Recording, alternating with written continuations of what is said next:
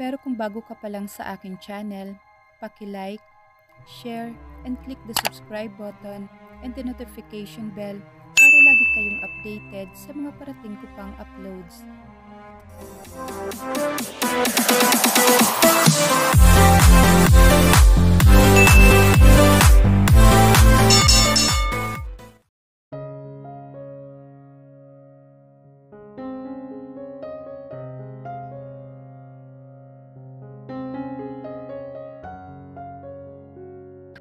"Let's get married," ang biglang suhestyon ni Dave, and he said it so nonchalantly that what he said was no big deal.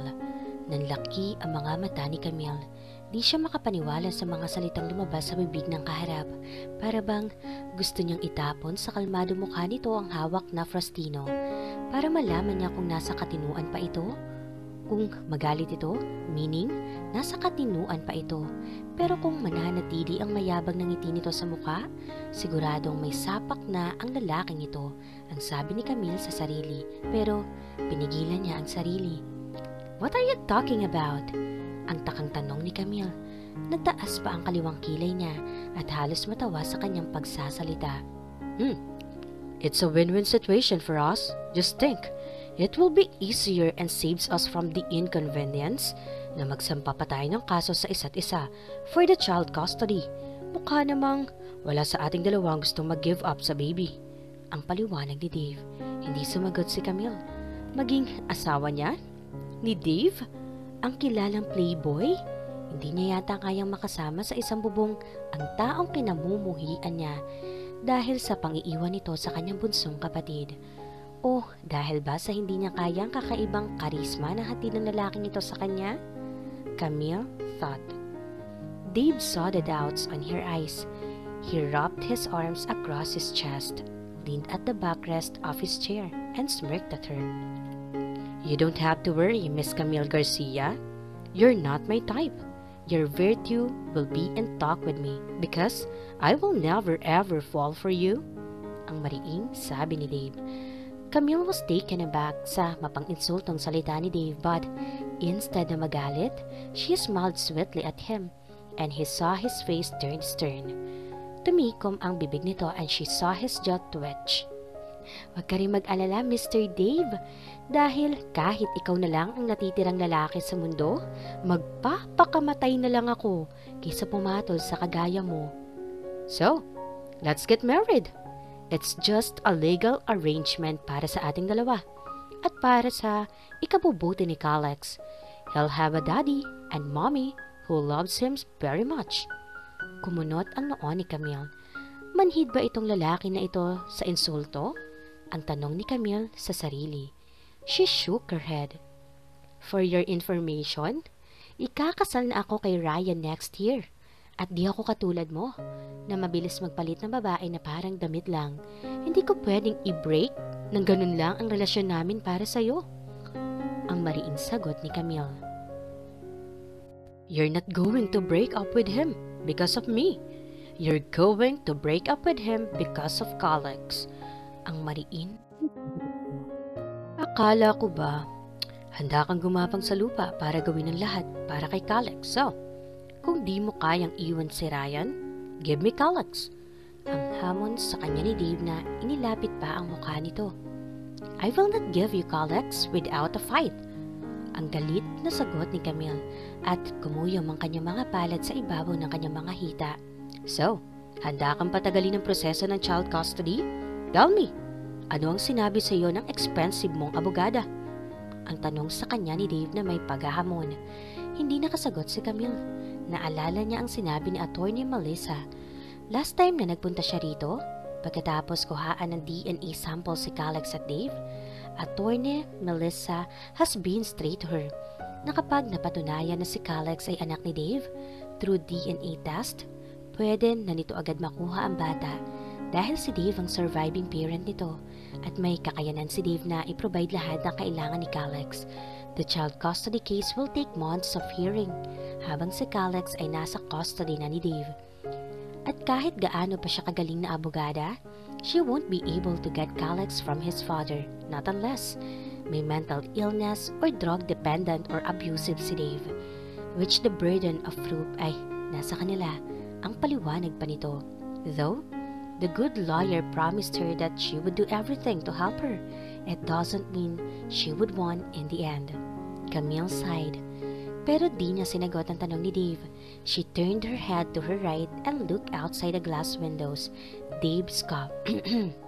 Sa tingin mo ba ay gusto ko ang ino-offer mong kasal? Ang tanong ni Dave. I just thought about it. Dahil alam kong ganito ang magiging reaction mo na magmamatigas ka. Bakit? Sa tingin mo ba ay magkakandara pa ako sa'yo? Dahil gusto mo akong pakasalan? Diyos ko! Bawas-bawasan mo nga ang hangin mo sa katawan, Dave. Ang mapang-insultong sagot ni Camille. Pero sa halip na mainsulto ay ngumiti pa ng malapad si Dave kay Camille. So, we hate each other, and that's good. Maganda ang magiging pagsasama natin. No feelings involved. Ang sagot ni Dave. At muli nitong isinandal ang likod sa backrest ng Celia. Sumeryoso ang mukha ni Camille at kumunot ang kanyang noo. Saka siya umiling. I don't know. Ang naguguluhang sagot ni Camille. Oo, gagawin niya ang lahat para mabasa kanya si Calex. Hindi niya kakayanin ang mawala ito sa buhay niya ng tuluyan. Paano kung maisipan ni Dave na dalhin si Calex sa ibang bansa? Mapapalayo na ito ng tuluyan sa kanya at wala siyang habol. Maisip lang niya ang tungkol dito ay naninikip na ang kanyang dibdib. Tiyak na ikamamatay niya ito. Pero hindi rin naman niya magawang iwan na lang si Ryan. Nang gano'n na lang, ang tagal na ng pinagsamahan nila at nalalapit na rin ang kasal nilang dalawa. Hindi ba plinano nilang magpakasal ng dahil din kay Calex? Ang tanong ni Camille sa sarili. At eto naman ngayon si Dave. Ang tunay na ama ni Calex ay nag-aalok din ng kasal ng dahil din kay Calex. Si Calex dapat ang priority niya at hindi ang sarili. Pag-iisipan ko. Ang sagot ni Camille. I'll give you 2 days to think. Ang sabi sa kanya ni Dave na nakangiti. Ang mga kulay abo nito mga mata ay kumikislap na tila ba nanalo na ito. Kahit pa tinanggihan na ni Camille ang alok ni Dave na ihatid siya nito, ay wala na siyang nagawa pa dahil hindi nagpatinag si Dave. Mukhang sanay talaga ito na makuha at masunod ang gusto kapag ginusto nito. Kaya sa halip na malagasan siya ng buhok sa ulo at makipagtalo kay Dave, nakakuha na rin sila ng atensyon kaya sumuko na siya at hinayaan na nga niyang ihatid siya ni Dave sa kanilang bahay. She just wished na wala na si Ryan sa bahay pagkarating niya dahil sigurado mag-aaway na naman sila kapag nakita ni Ryan na inihatid siya ni Dave.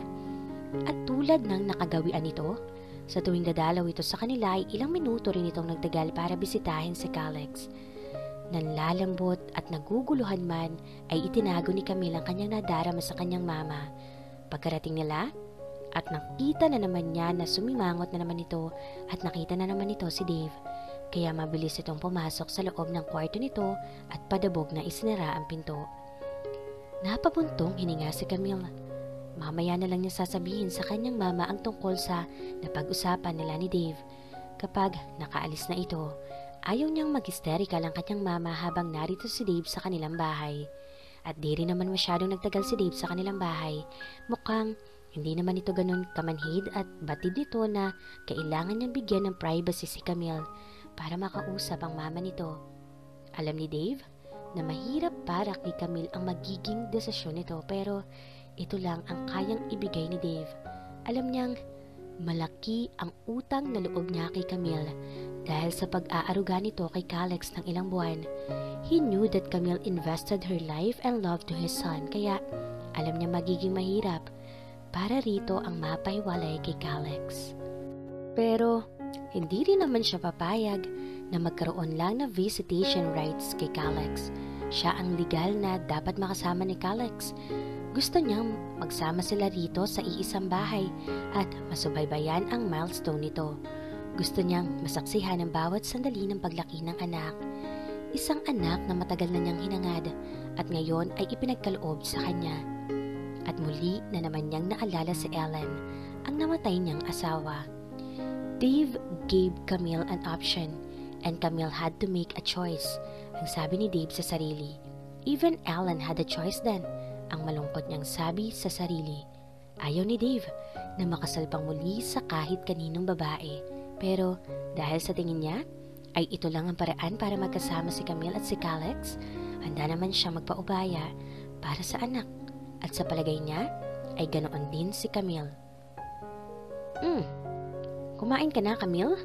Mabuti naman at di nagtagal ang lalaking iyon. Siya ba ang kasama mo kaya ka ginabi? Ang may pagdududang tanong ng kanyang mama sa kanya. Mabigat ang pakiramdam ni Camille. Para bang pasan niya ang mundo ng mga sandaling iyon. Napakabigat ng suliranin niya dahil kailangan niyang mamili sa dalawang mahal niya sa buhay. Kahit pa alam niya na madali lang naman talaga sa kanya kung sino ang pipiliin niya.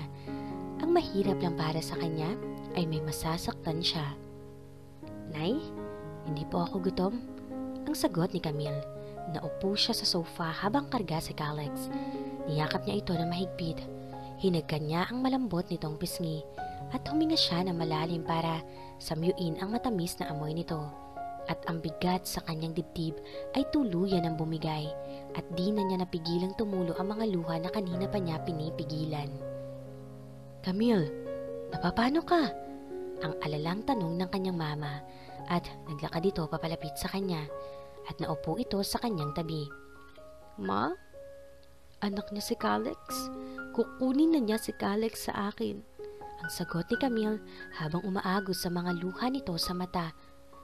Diyos ko! Sambit ng kanyang mama na napahawak ang mga kamay sa dibdib nito. Diyos ko! Kinuha na nga niya si Faye? Pati ba naman si Calix? Ano bang klaseng lalaki iyan? Demonyo yata yan? Ang galit na sabi ng kanyang mama na naiyak na rin. Kahit ilaban ko ang kaso, walang kasiguraduhan na mapupunta sa akin si Calix. Yun ang sinabi sa akin ng abogado ko. Ang pag-amin ni Camille sa kanyang mama na lumuluha na rin. Magmula talaga ng tumapak iyang lalaki na iyan dito, ay puro pasakit na ang dala niya sa pamilya natin. Ang malakas at galit na sabi ng kanyang mama. Magsasalita sana si Camille nang may kumatok sa pinto. Nanlalambot man ay tumayo si Camille habang karga si Calix at binuksan niya ang pinto. Nawala ang ngiti ni Ryan sa mukha na makita ang mukha ni Camille. Namugto ang mga mata, namumula ang mga ilong at ang patuloy na pagdaloy ng luha sa mga mata nito. Anong nangyari? Ang nag-aalalang tanong ni Ryan habang naglalakad papasok sa loob ng bahay. Naku Ryan, hayop talaga yung Dave na yan. Ang galit na sagot ni Shawnee. Ang nag-aalalang mukha ni Ryan ay napalitan ng galit. Nilapitan nito si Camille at hinawakan ang magkabilang balikat niya. Anong nangyari? Anong ginawa sa'yo ng tarantadong lalaki na yon? Ang galit na tanong ni Ryan sa kanya. Did he take advantage of you? Camille shook her head. Siya ang ama ni Calix? Lumabas na ang DNA results. Ang sagot ni Camille. Shit! Sambit ni Ryan na napahilamos ang palad sa mukha nito. Kailan niya sinabi?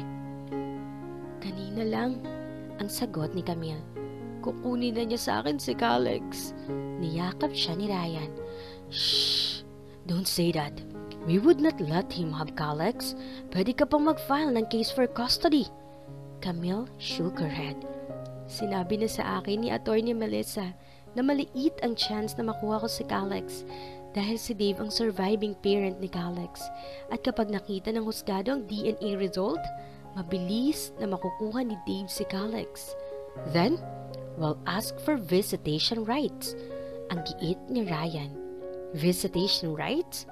Ilang oras lang niya na makasakasama si Calix? Hindi na siya magpupuyat para padedehin ito? Hindi na siya magpupunas ng mga luha nito? Hindi na siya ang makakarinig ng mga tawa nito na bumabati sa kanya tuwing umaga? Para na rin siyang pinutulan ng hininga? Umiling siya sa sinabi ni Ryan. Hindi ko kakayaning mawala sa akin si Calix. Kahit isang araw lang. Ang lumuluhang sabi ni Camille. Wala na bang ibang paraan para manatili sa atin si Calix? Ang umaasang tanong ng kanyang mama. Natigilan si Camille. Pinahid niya ang luha sa kanyang mga mata at tiningnan ang dalawang taong nasa harapan niya. Meron, ang sagot ni Camille. Ano? Tanong ni Ryan. Magpapakasal ako kay Dave. Sandaling namayani ang katahimikan sa loob ng bahay. Tila ba nagsalita ng kakaibang lingwahe si Camille na hindi naintindihan ng mga kausap niya dahil nanatili ang mga ito na nakatingin sa kanya. "Nababaliw na ang lalaking yun!" ang sabi ni Shawnee na unang bumasag ng katahimikan simula nang sabihin ni Camila na pag-usapan nila ni Dave sa coffee shop. Hindi sumagot si Camille at umiwas siya ng tingin at napansin iyon ni Ryan na kanina pa siya tinititigan. "Anong sinagot mo?" ang tanong ni Ryan sa kanya habang pinagmamasdan siyang mabuti. "Pag-iisipan ko," ang sagot ni Camille na hindi makatingin kay Ryan. "Mahabaging Diyos!" sambit ni Shawnee. Ryan gave her an astonished look, para bang hindi nito naintindihan ang lumabas sa kanyang bibig. "What did you say?" ang di makapaniwalang tanong ni Ryan sa kanya. Camille stood up straight habang karga si Calex. Natawa lang ng tawa at di alintana na may namumuunang tensyon sa loob ng bahay at siya ang dahilan. Tanging nakatuon ang atensyon nito sa kanilang mga salita na akala ay siya ang kinakausap. "Ang sabi ko, pag-iisipan ko," ang mariing sagot ni Camille kay Ryan. "Pinaglololoko mo ba ako?" ang galit na tanong ni Ryan sa kanya at napahilamos pa ang mga kamay nito sa muka. "Seryoso ako, Ryan," ang sagot ni Camille. Alam niyang unfair ito para kay Ryan, pero si Calex ang priority niya. Si Calex na ang naging buhay niya mula nang ibigay ito sa kanya, mula nang inilahad ito sa kanyang mga braso. May halos 4 na buwan na ang nakalilipas at mula ng mga sandali na yon, alam niya na ang buhay niya ay si Calex. "Ano bang pinagsasasabi mo, Camille? Magpapakasal ka sa lalaking yun?" ang galit na tanong sa kanya ng kanyang mama na hindi makapaniwala sa narinig nitong sagot mula sa kanya. "Ang sabi ko, pag-iisipan ko," ang mariing sagot ni Camille. "Which is, may possibility na pumayag ka," ang galit na sagot ni Ryan. "Ayokong mawala sa akin si Calex. Sinabi na ng abogado ko na maliit ang chance ko na makuha ang custody kay Dave," ang paliwanag ni Camille kay Ryan. "So, ano ang problema dun, Camille? Mawawala lang sa'yo si Calex dito sa bahay, pero pwede kang humingi ng visitation rights kay Dave para madalaw mo si Calex," ang sabi ni Ryan. "Madalaw natin," ang dugtong pa nito. Nanlaki ang mga mata ni Camille habang nakatingin kay Ryan. "Anong problema?" Tinatanong siya ni Ryan kung anong problema. Kung mawala sa kanya si Calex? "Narinig mo ba ang sinabi mo, Ryan? Tinatanong mo ako kung anong problema kung mawala sa akin si Calex?" ang di makapaniwalang sabi ni Camille. "Camille, it's not what I meant." Ryan sighed. He knew Camille's attitude, na kapag nagalit si Camille ay mas nagiging determinado ito. "Then what?" ang galit na tanong ni Camille kay Ryan. "Anong ibig mong sabihin?" "Ang ibig kong sabihin ay hindi naman talaga mawawala sa'yo si Calex. Mapapahiwalay lang naman siya sa'yo. Kausapin natin si Dave. Nabigyan ng pagkakataon na dalawin si Calex. Ilang oras or araw-araw," ang giit ni Ryan. Camille shook her head. Hindi niya maisip na hindi na sila magkakasama pa ni Calex. Lahat ng ginagawa niya ay para kay Calex. Ang kaligalahan niya ay dahil kay Calex. Ngayon, ang kalungkutan at luha niya ay dahil pa rin kay Calex. "Kapag naikasal na tayo, magkakaroon tayo ng sarili nating anak. Yun na ang pagtutuunan at pagbubuhusan mo ng iyong atensyon at pagmamahal. Makakalimutan mo na si Calex," ang giit ni Ryan. Naningkit ang mga mata ni Camille kay Ryan dahil sa sinabi nito.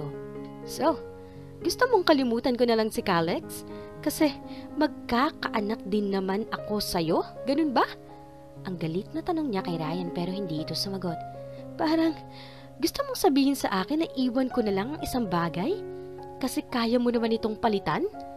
ang sarkastikong sabi ni Camille. "Hindi sa ganun." "Hindi bagay si Calex? Anak ko siya?" ang mariing sagot ni Camille. "Nang dumating siya sa buhay ko, siya na ang naging mundo ko. Hindi ko kakayanin kapag nawala si Calex sa akin. Pero paano ako? Hindi ba't napaka-selfish mo naman kung tanging kaligayahan mo lang iniisip mo?" Ang galit na sagot ni Ryan. Hindi lang kaligayahan ko nakasalalay dito. Buong katinuan ko. Buong buhay ko. Ang mariing sagot ni Camille. Kaya, kaya kong magsakripisyo. Magkasama lang kami ni Calex. Ryan shook his head. Hindi siya makapaniwala sa narinig. Pero, paano ang mga sakripisyo ko, Camille? Ang pagsumamo ni Ryan, hindi sumagot si Camille at napatungo na lang. Baliwala na lang ba mga sakripisyo ko sa inyo? Yung oras ko? Ang pagpapakasal ko sa iyo nang dahil kay Calex? Ang biglang lumabas na katotohanan sa bibig ni Ryan. Camille had snapped at kumunot ang mga noo niya. Anong sabi niya?